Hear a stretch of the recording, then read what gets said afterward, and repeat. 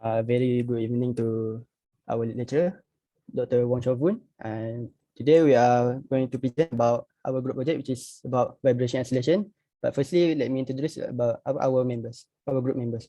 First, which is myself, Muhammad Aidin Muhammad Nazri. Second is Muhammad Sharifuddin. Third is Muhammad Aiman. And lastly is Muhammad Ifan. Next. In most industrial environment, there will always be some type of vibration, usually caused by the motor, compressor, and engine. The vibration can cause the wear rate to increase and the damage to the equipment to worse. Noise from vibration can also create a safety hazard for both the worker and the consumer, as prolonged exposure to both noise and vibration can lead to hearing loss. Next. In buildings, the best place to install a vibrating machine is on the ground floor instead of the roof or the wall. However, this is not always possible. The isolation system has to be designed in order to reduce the transmission. It is also important to select the machine types that produce less vibration, such as centrifugal type of compressor over the reciprocating one. However, this is not always possible because the high cost of centrifugal compressor makes reciprocating machine more preferable. Next. Okay, for our group, a large reciprocating air conditioning machine compressor has weight about 9,200 kg that is need to be mounted on the roof. The compressor will emit different compressor rotational frequency, predominantly at 60 and 120 Hz to a room directly below the compressor. Okay, next. I will pass to Muhammad Aiman. So we are moving on for the problem A, which is as a mechanical engineer, be in charge of reducing the transmit vibration to the vicinity area below the compressor. We are required to find the solution on various ways of minimizing the transmit vibration. So next, there are several various ways to reduce the transmit vibration. First of all is use the springs and damping elements, which are called as vibration isolators. Vibration isolators like spring vibration isolators and neoprene fiberglass isolation mounts process is the process of isolating vibrating portions from the rest of a machine or system so that this part don't produce vibration and noise in other parts of the machine in the air conditioner compressor. So next. So the other ways is to reduce the transmit vibration is by fitting a structure with an external dampening surface composed of an elastic material such as rubber, polyurethane, and polyvinyl chloride, or known as the PVC.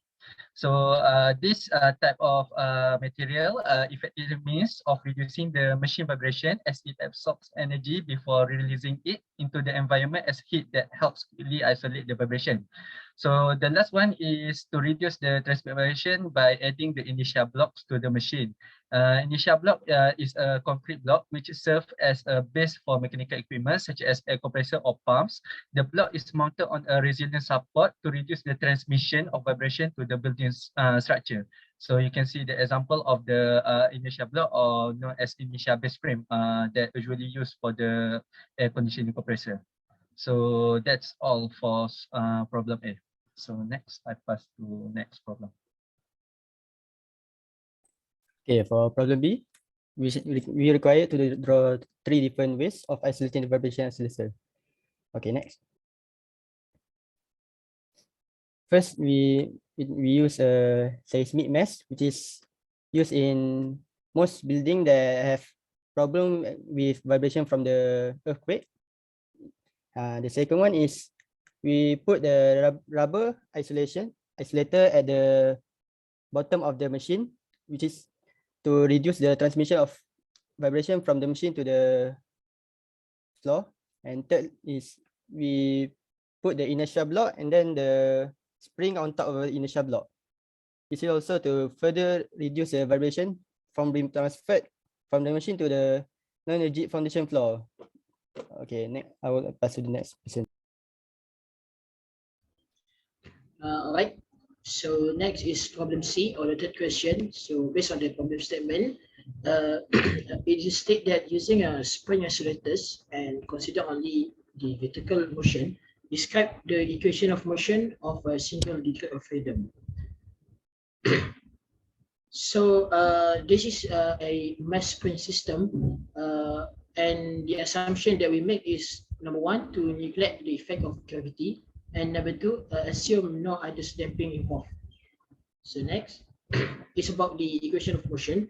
So the equation of motion of the harmonic damper system is this formula, and from F sine omega t from the is given in the equation, and we shift it into cos sinusoidal shape, and then from this formula comes the solution is in the form of xt equal to x cos omega t minus the shift, and the x is given as f over k minus m uh, m angular speed squared. The solution is only one because we believe that the excitation of the compressor and the natural frequency of the compressor will never be the same. So that's all for the solution of the equation of motion. All right, now so we're going to look at problem D, which is we would have to calculate all the fundamental vibration parameters and the transmissibility of the problem with machine at 60 and 120 Hertz frequency for a mass of 9,200 kilogram chiller unit, which is supported by 8 springs with 80 millimeter static deflection. So considering using different materials for damping, so which is in our case, we have the steel and rubber. For steel, the value is 0.005 to 0.01, and for rubber, it's 0.05 to 0.10. So from the problem given, we have the parameters such as shown in the presentation. So for the mass of chiller, it is 9,200 kilograms. For the machine frequency, we have a frequency of 60 and 120 Hertz. And then we have 8 springs, assuming that all of them are in parallel arrangement. And then the spring static deflection is equal to 80 millimeter. The damping ratio for steel, which is the symbol zeta, is equal to 0.005 to 0.01. And the ratio for rubber is from 0.05 to 0.10. So this is the solution for the fundamental vibration parameters. The first one, we have the spring stiffness, which is equal to, from original equation, we have F equal to Kx. Rearranging it, we can find the spring stiffness. When F, we replace it to the mass times the gravitational force of the chiller. And X is replaced by the displacement, static displacement. So then we will have the value of 1,128,150 Newton per meter for the spring stiffness. So that is for one spring. So if we arrange all the identical spring into a parallel arrangement, for each spring, we have K equal, or the stiffness, equivalent stiffness equal to 9,025,200 Newton per meter.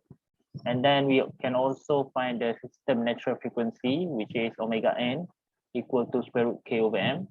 So K as the one stated above it, and the mass is the mass of the chiller. We have 31.32 radian per second.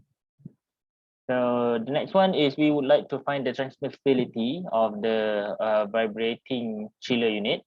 So the formula for the transmissibility is Ft over F naught, or we can also put in as equal to square root 1 over 2 times zeta times R, which is the frequency ratio, squared the value, and then divided by 1 minus ratio squared, and then squared the whole thing, and then plus by 2 zeta R squared. So in our problem, we actually have 4 cases. So the first case is when the machine has a frequency of 60 Hertz, and then we use steel damper. And this steel damper is the one with the lower damping ratio. So the machine frequency, first we have to find the machine frequency in radian per second, which is omega equal to 2 pi F, given F. And then we get the frequency with 60 Hertz equal to 376.99 radian per second. And then after we have find the frequency in radian per second, we would have to find the frequency ratio, which is simply just the frequency of the machine divided by the natural frequency of the system. Then we have for the first case 12.04, and then we have the transmissibility as listed in the slide here. So for transmissibility of the machine at 60 Hertz frequency with the still damper and the lowest possible value for the damping ratio, we have 6.9965 times 10 negative 3. While for the higher assumption of the damping ratio, we have the value of transmissibility equal to 7.1448 times by 10 negative 3. So the range of transmissibility is between 6.9965 times 10 negative 3 to 7.1448 times 10 negative 3.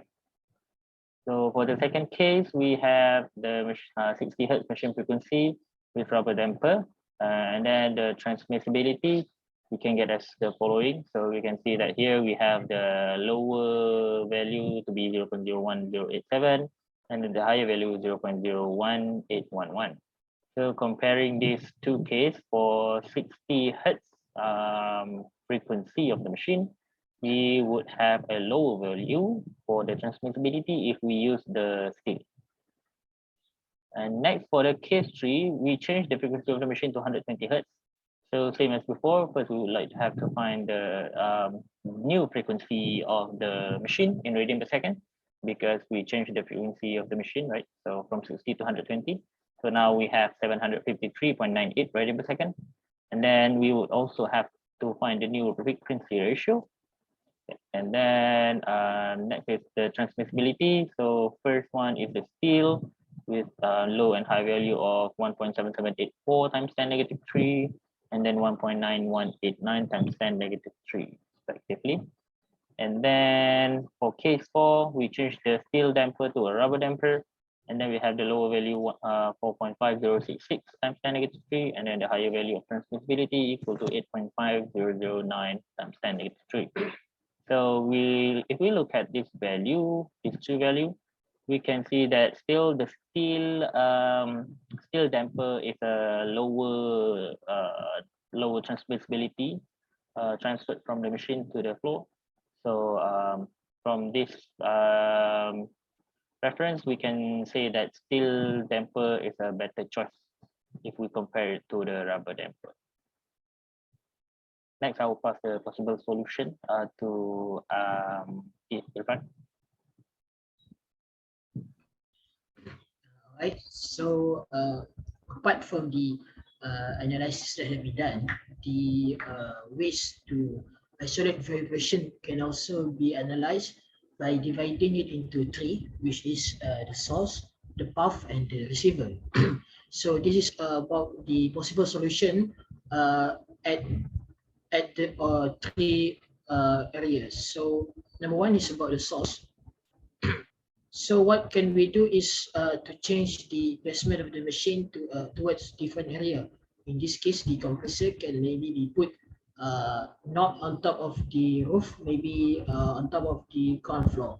So next is to use a machine that will produce less vibration.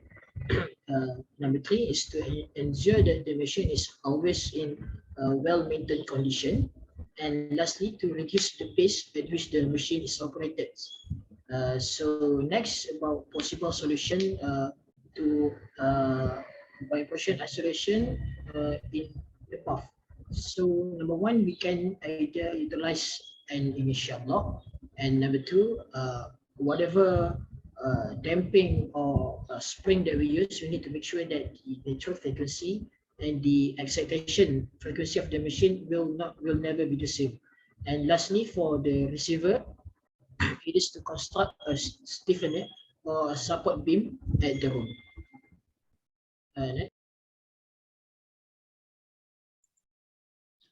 Okay, so from our discussion, we can conclude that the purpose of vibration isolation is to lessen unwelcome vibration such that any detrimental effects are kept with reasonable bounds. So machine vibration such that from a compressor or vibration from another source is carried carried to a supporting structure, like a facility floor where it creates an uncomfortable environment and excessive noise that can lead to a greater vibration level.